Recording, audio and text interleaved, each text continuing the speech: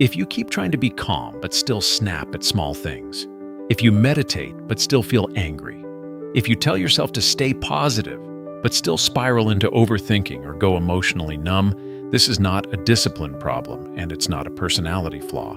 It's usually an emotion problem. Most people don't struggle because they feel too much. They struggle because they don't fully register what they feel. On a normal day, your mind is busy performing competence, productivity, politeness, responsibility, while underneath that surface layer, a quieter emotional current keeps moving. Irritation, envy, shame, fear, relief, hope, disappointment, loneliness. Most of it never gets named. It flickers at the edge of awareness like a low battery warning you keep swiping away. The issue isn't that these emotions exist. The issue is that when they are not recognized and processed, they start driving your tone, your decisions, your cravings, your shutdowns from backstage. Chronic stress does not stay in your head.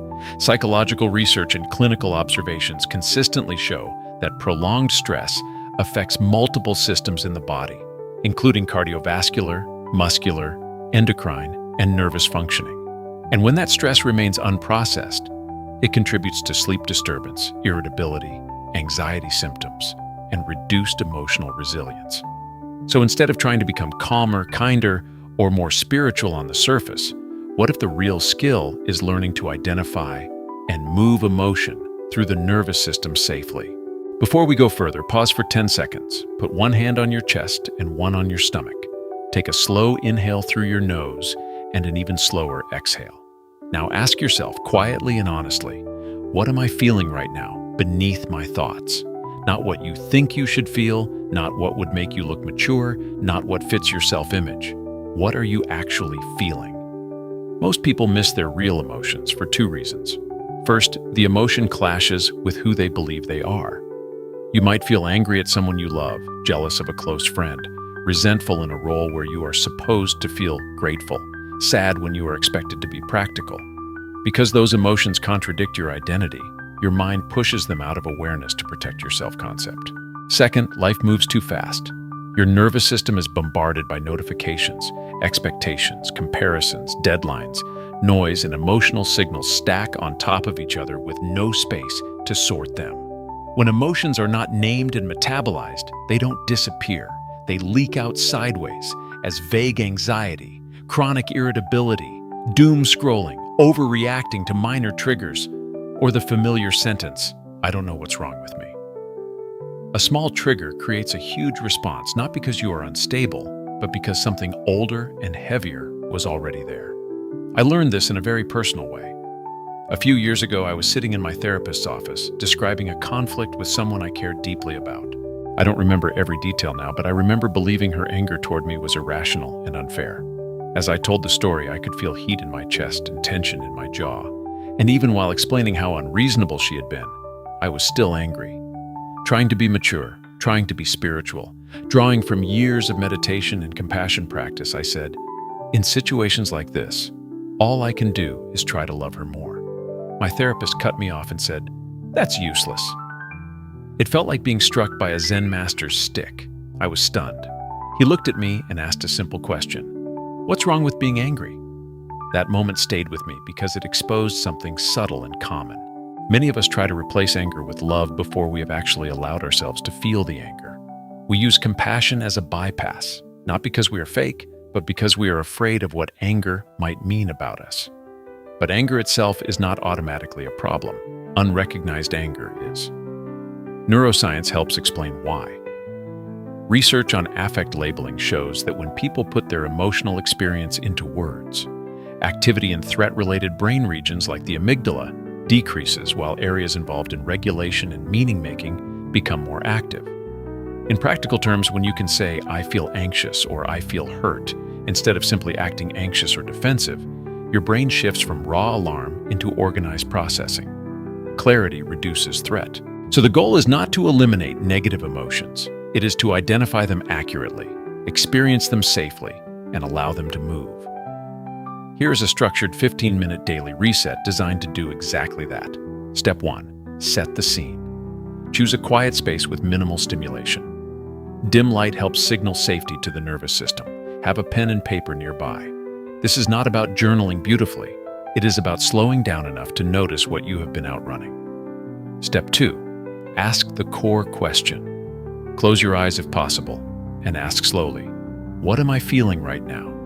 Your mind may respond with thoughts such as, I'm stressed because of work, or I'm annoyed because people are incompetent.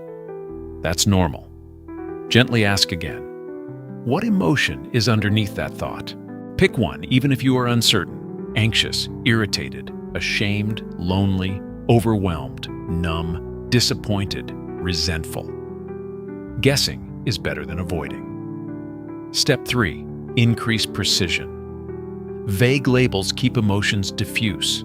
Specific labels give your brain something concrete to regulate. Instead of I feel bad, try I feel dismissed or I feel disappointed because my effort wasn't recognized. Ask yourself, if this feeling had a headline, what would it be? What moment today did it attach to? What did I need that I did not receive? Write one simple sentence, I feel blank because blank. This act of specification increases emotional granularity, which psychological research associates with better regulation and adaptive coping. Step 4. Scan the body. Many emotions register first as sensation. Notice your shoulders, jaw, chest, stomach, hands. Is there tightness, heaviness, buzzing, emptiness? Ask quietly, if my shoulders could speak, what would they say? If my chest had a message, what would it be? As you notice tension, gently unclench your jaw, drop your shoulders slightly, and extend your exhale.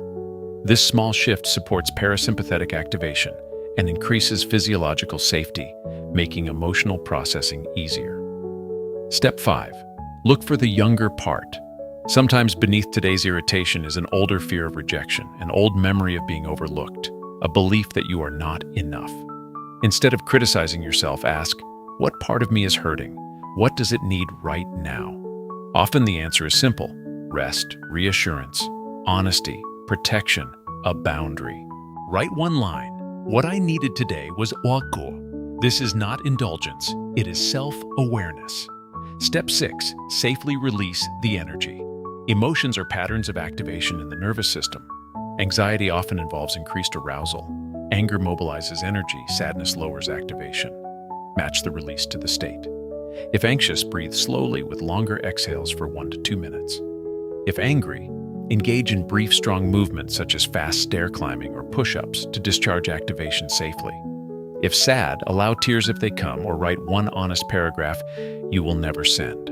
Movement and breath are not magical cures, but large-scale reviews of physical activity research consistently show that exercise supports reductions in anxiety and depressive symptoms for many people, likely in part because it changes physiological state. When practiced daily for 2 to 3 weeks, this reset changes patterns. You are less likely to explode because you notice irritation earlier. You are less likely to shut down because you name sadness sooner.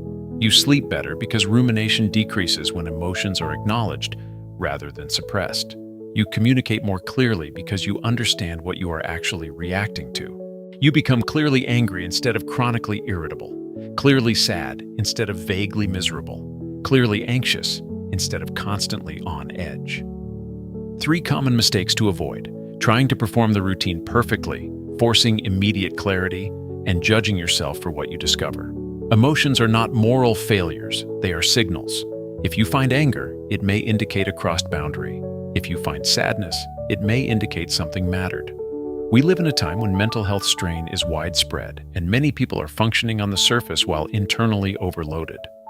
Most breakdowns do not begin with one dramatic crisis. They begin with small, unprocessed emotional accumulations. This daily reset is not about becoming calm all the time. It is about staying honest enough that your life is not run by what you refuse to feel. Tonight, before bed, dim the lights. Ask, what did I actually feel today? Write 3 specific emotions. Ask, what is my body holding? And take 5 slow breaths. That is enough. Unfelt emotions do not disappear. They wait. Felt emotions become information. Information creates choice. And choice is what allows peace to grow. And if you remember nothing else, remember the question that stopped me in my therapist's office. What is wrong with being angry? Sometimes the most healing step is not trying to be more loving. It is being more truthful, so that whatever love you offer grows from something real.